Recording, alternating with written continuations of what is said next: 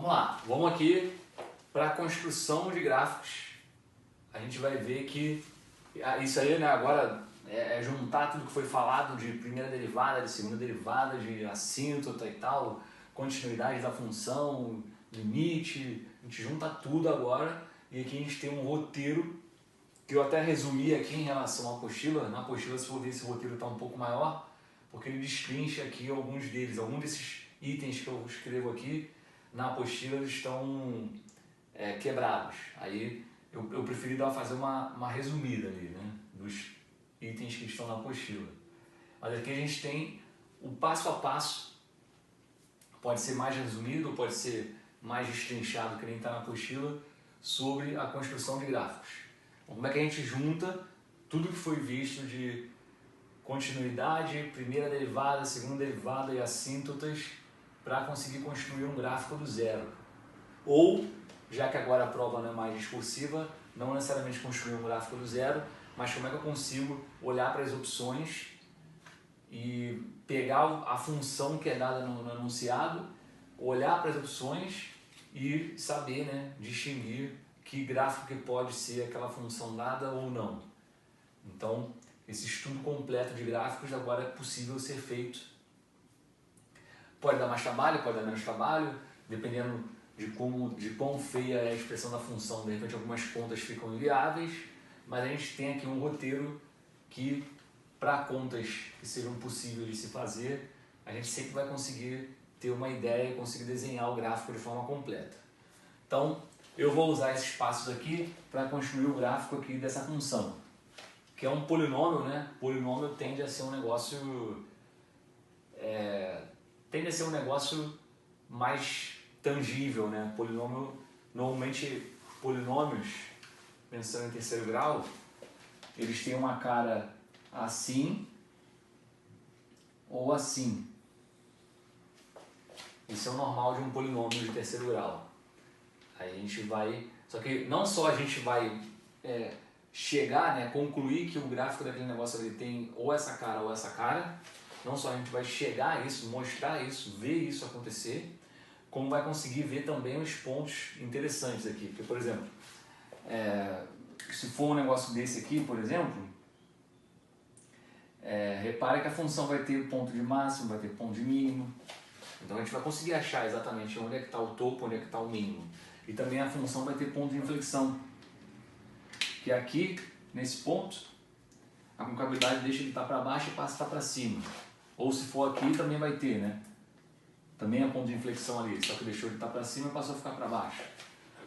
Então, a gente não só vai naturalmente construir o gráfico desse negócio com uma cara dessa ou dessa, como a gente vai conseguir saber os valores. Então, que valor é esse aqui onde muda a concavidade? Que valor é esse aqui onde está no máximo? A gente vai conseguir descobrir, de fato, os valores específicos para essa função aí do exemplo. E o roteiro é o seguinte, você tem que gravar.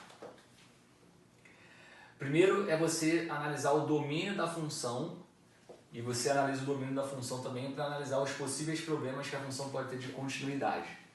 Então primeiro você analisa a função para ver se ela não tem quebras, para ver se não tem problema de saltos, buracos e ver também que valores estão proibidos para o domínio, né?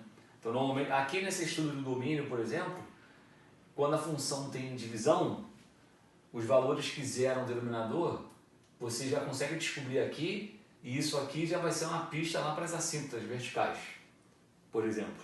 A outra coisa é a análise de descontinuidade mesmo, né? Às vezes a função é quebrada e ela tem uma descontinuidade, aí você vai ter um desenho, algo assim.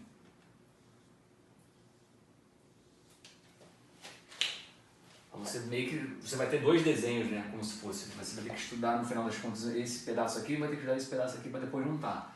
Mas de repente a função, na hora que você junta, ela fica descontínua. Você vai ter que estudar o limite da função quando ela estiver se aproximando desse valor pela direita e pela esquerda, para conseguir ter certeza que está acontecendo aquilo ali. Então a primeira etapa é essa, é a análise de domínio e a análise de possíveis problemas de continuidade. Aí repara que, claro, né, como a gente vai fazer ali um gráfico pela primeira vez, né, vai construir um gráfico do zero pela primeira vez, observe que nesse exemplo a gente não tem nenhum problema aqui, né? Polinômio não tem problema de domínio, qualquer x ali que eu queira usar, eu posso usar. E o polinômio também não tem problema de continuidade, né? Não tem ali... É uma função muito bem comportada para ter problemas. Então aqui no nosso primeiro passo,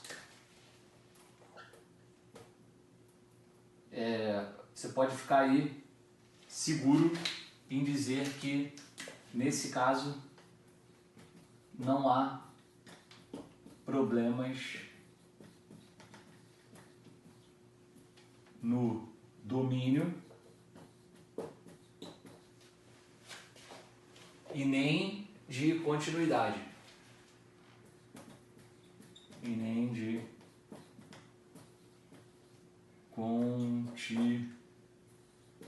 continuidade de f de x.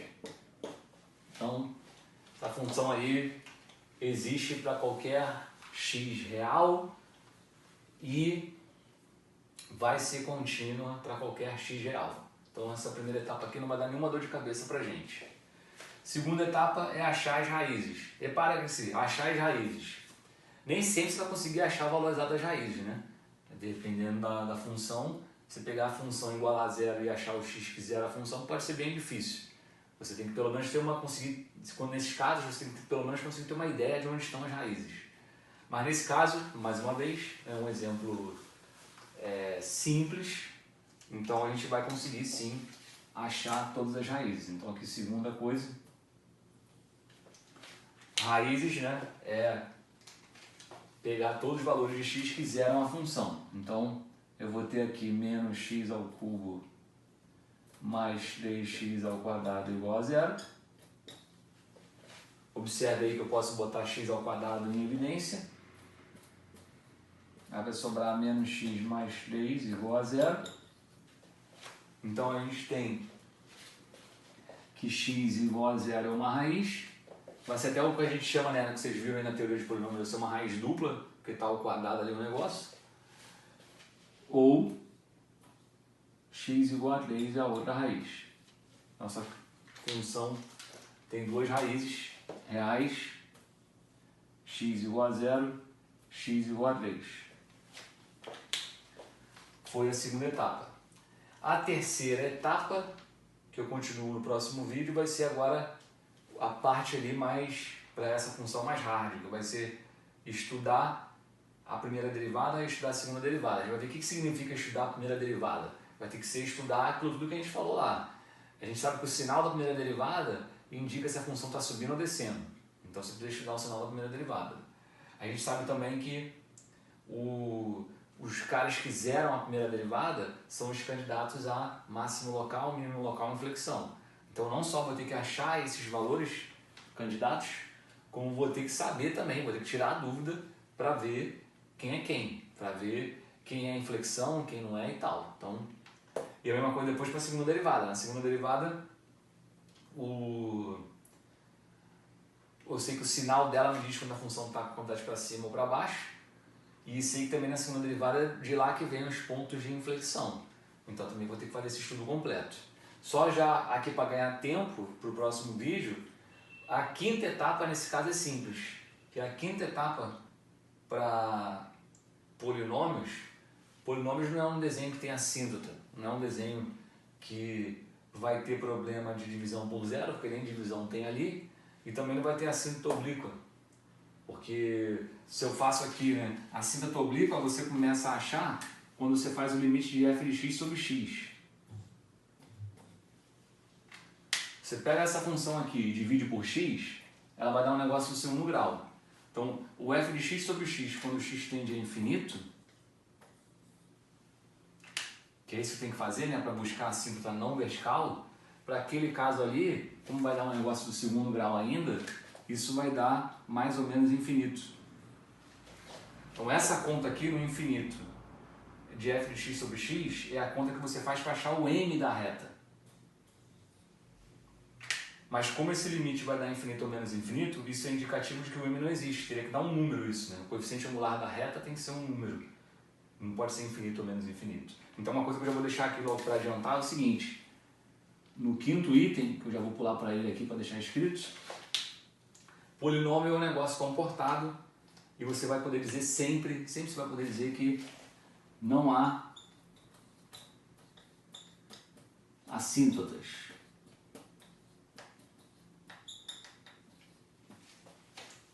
Então não tem assíntota vertical, porque não tem divisão ali por zero para poder gerar assíntota vertical, e nem tem logaritmo para isso. E não tem assíntota oblíqua, porque se eu fizer esse limite de f de x sobre x, vai sobrar um negócio ali do segundo grau, que vai fazer o limite da infinito ou menos infinito. Então não tem m de coeficiente angular, né, de reta assíntota não vertical. Então você pode já até usar isso sempre.